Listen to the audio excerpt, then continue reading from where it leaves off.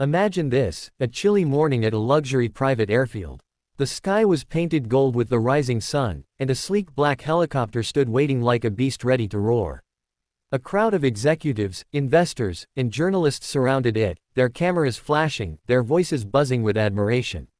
At the center of it all stood Ava Reynolds, a stunning woman in her early 30s, the CEO of Rain Air Technologies, one of the most powerful aviation companies in the country. She had everything: power, wealth, and a reputation as a fearless businesswoman who took no nonsense from anyone. But that morning, fate had planned to test her in a way she could never have imagined. She was about to unveil her company's latest luxury chopper, the Hawk 9X, a multi-million-dollar marvel, when an unexpected voice from behind interrupted the ceremony.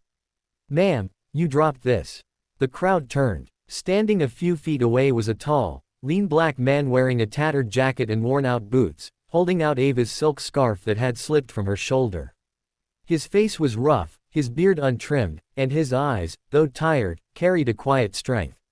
The crowd whispered. Some sneered. "Who let him in here?" One man muttered. "He's probably one of those homeless folks from downtown," another said, smirking. Ava took her scarf, forcing a polite smile. "Thank you," she said curtly, then turned to her assistant. "Please make sure security." But before she could finish, the man looked past her at the helicopter. His expression changed, almost like he recognized an old friend. "That's a fine bird," he said softly. "She's got a twin-turbine Rolls engine, right? Smooth pitch control on the blades." The crowd chuckled. The CEO arched an eyebrow. "You seem to know a lot for someone, well, for someone who clearly doesn't belong here." He met her gaze calmly. "Once upon a time, I did belong," he said.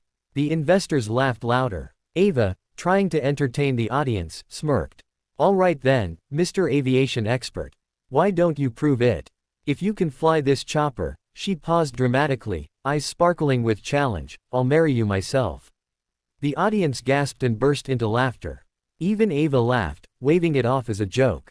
But the man didn't flinch. "Deal," he said quietly.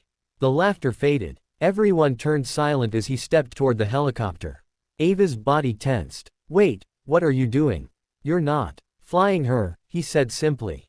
Before security could react, he climbed into the cockpit with the ease of a man who'd done it 1,000 times. The crowd panicked, shouting warnings, but he started the engine smoothly, the blades slicing the air with precision. Ava froze. There was no way a random homeless man could know the startup sequence. The Hawk 9X was still under restricted pilot access. But he didn't hesitate. Within seconds, the helicopter lifted gracefully into the air, hovered perfectly still, and performed a slow 360 degrees rotation above the field. The crowd gasped in awe. The man's hands moved with steady confidence, his eyes scanning the instruments with practiced precision. Then, just as calmly, he brought it down and landed so softly that not even a blade of grass bent. Silence fell. Then the applause erupted like thunder. Ava's chest tightened. She approached him slowly as he climbed out, brushing off the dust from his jacket. "Who are you?" she asked, her voice barely above a whisper. He looked at her with a hint of a smile. "Name's Marcus Hale. Former U.S. Air Force chopper pilot. Flew for Special Rescue Ops. 7 tours. Retired, well, more like discharged, after saving a colonel's daughter during a storm mission. Lost my co-pilot in the process. Things went downhill from there." Ava's confidence melted away. She recognized the name, Captain Marcus Hale, a decorated war hero who disappeared years ago after a scandal involving corporate fraud from a defense contractor. Rumor had it he'd refused to take part in a cover-up, and they destroyed him for it. You're that Marcus Hale." She breathed. He nodded. "Was. Until life took everything away. Now I just fix bikes and sleep wherever I can find shelter." Ava felt something heavy settle in her chest. Around them, the crowd that had mocked him earlier now whispered in shame. She swallowed hard. "I'm sorry," she said softly. Marcus gave a small smile.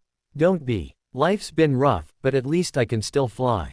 For the first time in years, Ava didn't know what to say. Something in her eyes shifted, the same fire that drove her success now burned with compassion. She turned to the crowd. "Ladies and gentlemen," she said firmly, "it seems we've all just witnessed a master at work, not a homeless man, but a hero." The audience applauded again, this time with respect. Ava stepped closer to Marcus. I made a promise, she said, half smiling. If you fly it, I'd marry you. He chuckled softly. I wasn't here for that, ma'am. I just wanted to feel the sky again. But Ava wasn't joking anymore. There was something different about this man, humility, strength, wisdom carved through pain. Something she'd never seen in the polished executives she met every day. Days passed. Ava tracked him down, found him working at a small auto garage outside the city, living in a broken-down trailer. She brought him lunch, asked him about his life, and slowly, they began to talk, really talk. He told her about losing everything after refusing to betray his morals, about how he couldn't get work because no one would hire a whistleblower. She told him how success had left her empty, surrounded by people who only cared about her power. Bit by bit, the distance between them faded. Ava offered him a job, not out of pity, but respect. You know helicopters better than anyone I've met, she said. Help me build them better. He agreed, reluctantly at first. But as weeks turned into months, Marcus became a quiet but powerful force in the company. He trained young engineers, redesigned flight systems, and earned every heart in the building with his quiet dignity. And Ava, she changed too. Her arrogance softened into kindness. She spent less time chasing headlines and more time creating opportunities, for veterans, for the homeless, for the forgotten ones society had thrown away. Then one evening, at a company gala, Ava stood on stage and told the story, their story. The day I mocked a man for being homeless was the day I learned the true meaning of strength, she said, her voice trembling. He didn't just fly that chopper, he lifted my heart out of ignorance. Marcus Hale reminded me that greatness doesn't wear designer suits, it carries quiet courage. The room erupted in applause as Marcus, standing in the back, looked down, humbled. When she stepped off the stage, she walked straight to him and took his hand. I wasn't joking back then, she whispered. I still mean it. He blinked in surprise. You can't be serious. She smiled, tears glistening. Dead serious. Because you taught me what love really looks like, faith, honesty, and heart. That night, under the same golden sky where they first met, Ava and Marcus shared their first kiss beside the helicopter that had brought them together. And for once, it wasn't the machine that soared, it was their hearts. So if you're watching this, remember, never judge someone by what you see. That man on the street could be a hero. That broken soul could have once saved lives. Respect is free, and love often hides in the most unexpected places. Red heart if this story touched your heart. Don't forget to hit like, share it with someone who needs hope today, and subscribe for more powerful, emotional stories that remind us of what truly matters in life. Because sometimes, the people we overlook end up teaching us how to fly. Dove.